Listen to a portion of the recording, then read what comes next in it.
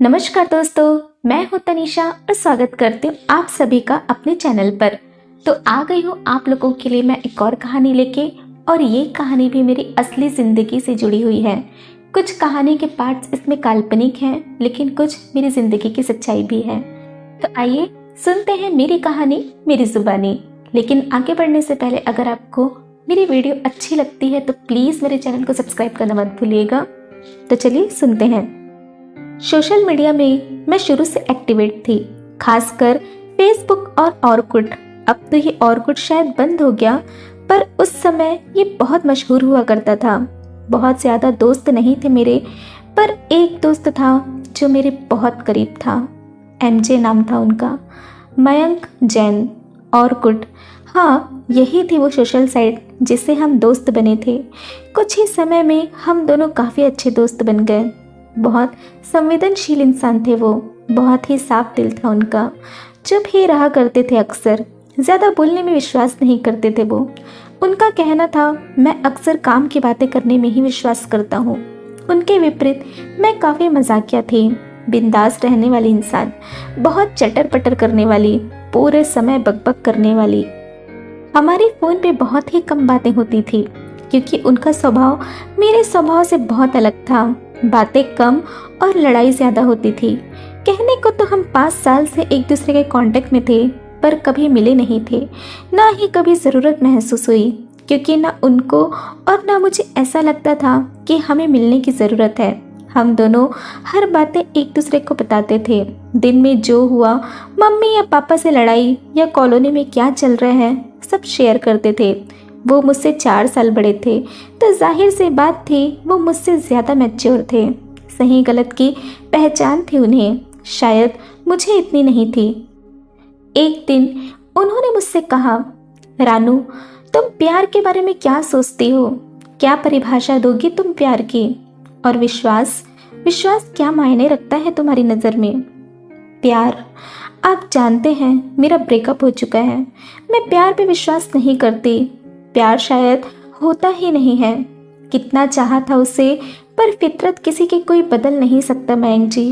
और विश्वास वो है जो मैं अपने घर वालों पे करती हूँ, आप पे करती हूँ, और जानती हूँ कि आप मेरा विश्वास कभी नहीं तोड़ोगे।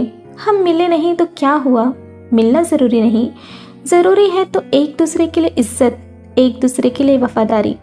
पता है मयंक जी, कभी कभी लगता है कि प्यार से हम दोनों की दोस्ती भली। कहते कहते मेरा गला भर आया। उन्होंने ये बात भांप ली और बात यही ख़त्म हो गई। उसके बाद ना कभी उन्होंने ना कभी मैंने प्यार से रिलेटेड कभी कोई बात की। समय के साथ हमारी दोस्ती पहले से और मजबूत हो गई। अब मेरे लिए रिश्ते आना शुरू हो गए। घर वाले जोर शोर से लड़के खोज रहे थे। ये बात मैंने उन्हें बताई और कहा कि मैं शादी के लिए तैयार नहीं हूँ। शादी मेरे बस का नहीं है, मेरे साथ कोई खुश नहीं रह सकता। तब वो मुझे समझाते हुए बोले, अरे पगली, तुम लाखों में नहीं अरबों में एक हो। जिसको भी तुम मिलोगी वो सबसे खुश नसीब होगा। तुम में हर वो खूबी है जो हर एक लड़का अपनी बीवी में ढूंढता है। तुम्हारे साथ तो वो अपनी पूरी ज़िंदगी जी लेगा, और मैं जानता हूँ कि तुम उसे बहुत खुश रखोगी। काश हम दोनों ही शादी कर लेते यार। काश आप उसके पहले मिले होते, आपसे भी प्यार हो जाता मुझे। आप इतने अच्छे जो हो, आई रियली लाइक यू। पर दोस्ती में दाग लग जाएगा मयंक जी, और फिर हमारी दोस्ती को किसी टैग की ज़रूरत नहीं, मैंने हंसते हुए मयंक से कहा। पर उनकी खामोशी और दर्द को महसूस ना कर सकी जो उनके अंदर छुपी थी। कितना कुछ दबा रखा था उन्होंने अपने अंदर, पर वो बातें कभी जाहिर नहीं की। राजेश से मेरा रिश्ता तय हो गया। CA थे, अच्छी खासी नौकरी थी, और घर वालों को उनका स्वभाव भा गया। मैंने शादी का कार्ड व्हाट्सएप कर मयंक को शादी में आने को कहा, और उन्होंने आने का वादा किया। मेरी शादी का दिन आ चुका था। मैं स्टेज पर राजेश के साथ बैठी हुई थी कि अचानक मयंक को स्टेज पे आता देख मैं बहुत खुश थी। पहली बार उनको देखा था, वो वैसे ही थे जैसे उनको फोटो में देखा था। हाथों में गुलदस्ता और एक गिफ्ट मेरे हाथों में रख के हमें शादी की बधाई दी। आज पहली बार उनको देखा था, पर आंखों में आंसू लिए। वो मुस्कुरा रहे थे, लेकिन चेहरा उनके दर्द को छुपा ना पाया। पर उस वक्त कुछ पूछ ना पाई, सब थे वहाँ। एक फ़ोटो साथ में खिंचवाई और वो भीड़ में कहीं गुम हो गए। शादी धूमधाम से हो गई मेरी, पर मयंक कहीं दिखाई नहीं दिए। मम्मी से पूछा तो उन्होंने कहा शायद वो चले गए। मुझे बहुत अजीब सा फील हुआ कि बिना मिले कैसे चले गए। खैर, अब मैं ससुराल आ चुकी थी, वहाँ थोड़ी व्यस्त हो गई।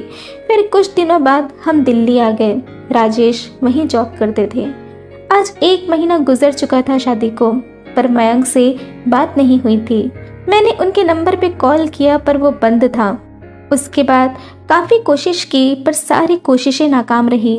मयंक से कांटेक्ट ख़त्म हो चुका था। फिर मैं भी अपनी गृहस्थी में रम गई। बीच में मेरा एक दिन मायके जाना हुआ। तब मम्मी ने बताया कि मयंक ने एक लेटर उनको दिया था मुझे देने के लिए। मैंने उसे खोला तो उसमें लिखा था, रानू, शादी की बहुत बहुत शुभकामनाएं। भगवान से प्रार्थना करता हूँ कि तुम दोनों का साथ यूं ही बना रहे। तुम सोच रही होगे कि ये खत क्यों लिखा मैंने, क्योंकि मैं तुमसे जो कहना चाहता हूँ खुद कभी कह नहीं पाता। तुमसे माफ़ी मांगना चाहता हूँ रानू। दोस्ती मैं नहीं निभा पाया। चाहने लगा था तुम्हें, तुम्हारी ज़िंदगी का हिस्सा बनना चाहता था मैं, पर कहीं ना कहीं ये बात जानता था कि तुम मुझे कभी नहीं अपना बना पाओगी। तुम्हारा टूटा दिल जोड़ने की कोशिश में तुम्हें अपने दिल में कब बसा लिया मैंने, मैं नहीं जानता। कई बार कोशिश किया कि तुम्हें बताऊं किस कदर तुम्हें चाहता हूँ, पर हमारी दोस्ती में दाग लगे ये बर्दाश्त ना तुम कर पाते ना मैं। दोस्ती तो निश्चल होती है जिसमें फरेब धोखे की कोई गुंजाइश ना हो, और हमारी दोस्ती तो ऐसे ही है।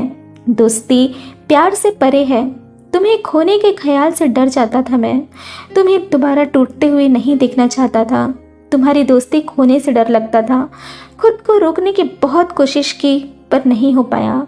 रानो, तुम मुझे माफ़ कर दोगी ना? मुझे गलत मत समझना, नफ़रत मत करना। गलत किया मैंने, मैं जानता हूँ, उसके लिए शर्मिंदा हूँ। मैं यूएस जा रहा हूँ, मेरी जॉब लग गई है। अपना नया नंबर तुम्हें ज़रूर दूंगा। जब भी ज़रूरत हो फ़ोन कर लेना। मयंक। मेरे हाथ से लेटर गिर गया और मैं सोफे पे जा बैठी। मेरे आंसू बह रहे थे। फिर भी खुशी इस बात की थी कि मयंक ने हमारी दोस्ती में कभी दाग लगने नहीं दिया। दोस्ती और साथ निभाने का जो वादा उन्होंने किया, आज वो पूरा किया। मन में कहीं ना कहीं आज भी वो जिंदा है। उनकी निश्चल दोस्ती और साथ आज भी मेरे साथ है। राजेश उनको बहुत अच्छे से जानते हैं और वो खुद भी उनके बहुत अच्छे दोस्त हैं। मेरे पास आज सब कुछ है, एक प्यार करने वाला पति, 2 प्यारे बच्चे और एक सच्चा दोस्त। आज हम दोनों अपनी अपनी शादीशुदा ज़िंदगी में बहुत खुश हैं और आज भी एक दूसरे से सुख दुख बांटते रहते हैं। दोस्ती को किसी टैग की ज़रूरत नहीं है, वो तो अपने आप में संपूर्ण है। तो दोस्तों, ये थी मेरी कहानी जो कि मेरी असली ज़िंदगी पर आधारित है। इसके कुछ पार्ट काल्पनिक हैं, लेकिन कुछ पार्ट इसमें मेरी खुद की सच्चाई है। तो अगर आपको भी ये कहानी अच्छी लगती है तो प्लीज़ वीडियो को लाइक, कमेंट, शेयर ज़रूर करिएगा और अपने किसी खास दोस्त को मेरी कहानी टैग ज़रूर करिएगा। तो चलिए, मिलती हूँ मैं आपसे अगली कहानी में। अपना ध्यान रखिएगा। Take care.